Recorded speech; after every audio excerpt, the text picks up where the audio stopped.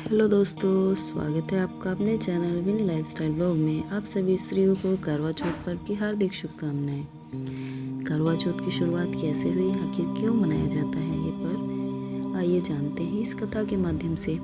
जब भगवान विष्णु और माता लक्ष्मी के बीच दिव्य संवाद हो रहा था तो माता लक्ष्मी ने पूछा, हे प्रभु, इस तरह पर स्त्रियां अपने पति के लिए करवा चौथ का व्रत क्यों रखती हैं? इस व्रत के पीछे के छिपे रहस्य को मुझे बताइए।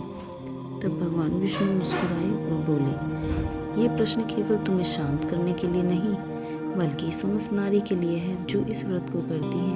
आज मैं तुम्हें करवा चौथ व्रत की कथा सुनाता हूँ जो इस व्रत की नींव बनी है। ये कथा उस स्त्री की है जिसका नाम वीरवती था और उसका विवाह एक व्यापारी के पुत्र वीरसेन से हुआ था। तो आइए जानते हैं हम उसी की कहानी को विस्तार से। आप सबको ये वीडियो कैसी लग रही है प्लीज़ कमेंट करके ज़रूर बताइएगा।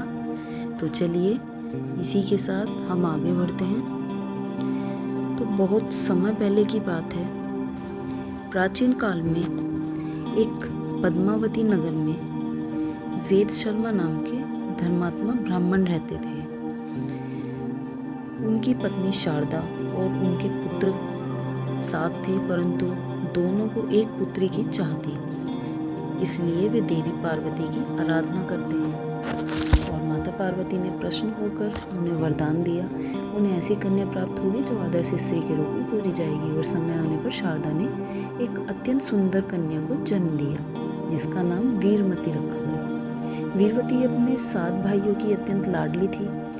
वो बचपन से ही धार्मिक प्रवृत्ति की थी। समय के साथ साथ वह रूपवती व गुणों में भी धनी युवती बन गई। जब वीरवती युवा हो गई तो उसका विवाह एक वीरसेन नामक युवक से किया गया।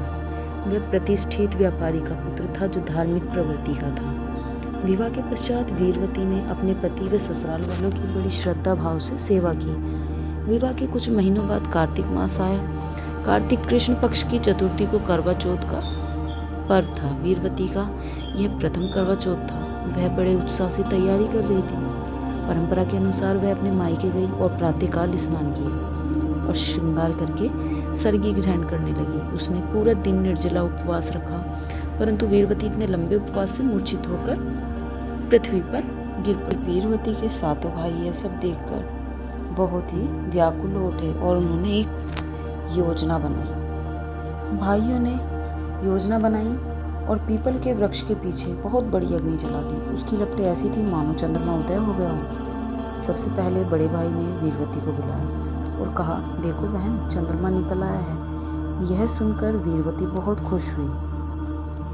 वीरवती ने देखा और अपने भाइयों की बात पर विश्वास करके व्रत तोड़ दिया। जब वह व्रत तोड़कर भोजन करने बैठी तो पहले कोर में बिजली कड़की। उसे लगा कि उसके पति को कुछ हो गया है। वीरवती तुरंत अपने ससुराल के लिए निकल पड़ी और वहां जाकर देखा कि उसके पति की तो मृत्यु हो गई है। यह देखकर वह चीख उठी और यह सब देखकर फूट फूट कर रोने लगी। उसकी सास ने बताया, व्रत के पश्चात वीरसेन को चक्कर आया और वह मृत्यु को प्राप्त हो गया। तभी वीरवती को अपनी भूल का एहसास हुआ और वीरवती अपने पति को अपने हृदय से लगाकर बहुत ही क्षमा याचना करने लगी। उसके पश्चात वीरवती सती होने का निर्णय लेती। तभी आकाश में एक दिव्य प्रकाश उत्पन्न होता है और माता पार्वती प्रकट होती है। वीरवती उनके चरणों में गिर जाती है और बोलती है, हे माता, मेरी भूल को क्षमा करे और मेरे पति को जीवन दान दे। तभी माता ने कहा, तुम्हारा प्रेम सच्चा है, मैं तुम्हारे पति को जीवित कर सकती हूँ। उसने तुम्हें कठोर तपस्या करनी होगी। वीरवती तुरंत बोली, मैं किसी भी कठिनाई का सामना करने के लिए तैयार हूँ। माता ने कहा, तुम्हें प्रतिवर्ष करवा चौथ का व्रत श्रद्धा भाव से रखना होगा। सूर्योदय से चंद्रोदय तक निर्जला उपवास रखना होगा। यदि तुमने पूरी निष्ठा से यह उपवास रखा तो तुम्हारा पति पुनः जीवित हो उठेगा। माता ने वरदान दिया कि वीरसेन का शरीर 1 वर्ष तक ऐसे ही रहेगा मानो जैसे वह सोया हुआ हो। इसके पश्चात वीरवती अपनी कठोर तप को शुरू कर देती है और उस तप को करते हुए उन्हें काफ़ी अड़चनें भी आती हैं। लोग उनका मजाक भी बनाते हैं। यहाँ तक कि देवराज इंद्र उनकी परीक्षा भी लेते हैं, लेकिन वह अपने इस कार्य पर अडिग रहती है और अपनी तपस्या से बिल्कुल भी विचलित नहीं होती हैं।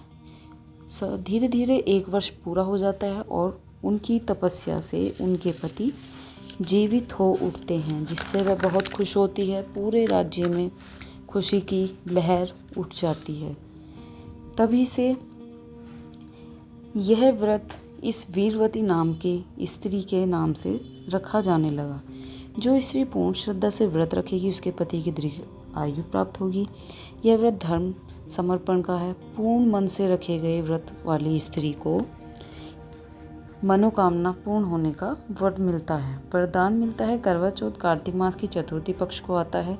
इसे विवाहित स्त्रियां अपने पति की दीर्घायु के लिए रखती हैं। भगवान विष्णु ने समझाया कि चंद्रमा को मन का कारक माना जाता है। ये प्रेम और भावना का प्रतीक है। प्राचीन काल में चंद्रमा माता पार्वती से वरदान मांगा था, जो स्त्री से उदय होने पर जल देगी उसके पति को मेरा आशीर्वाद मिलेगा। पार्वती ने चंद्र को वरदान दिया था कि तुम इस दिन विशेष रूप से उदित होंगे और तुम्हारा आशीर्वाद सभी स्त्रियों के पति को मिलेगा। आप सबको मेरी कहानी कैसी लगी प्लीज़ कमेंट करके ज़रूर बताइएगा। मिलते हैं अगली वीडियो में।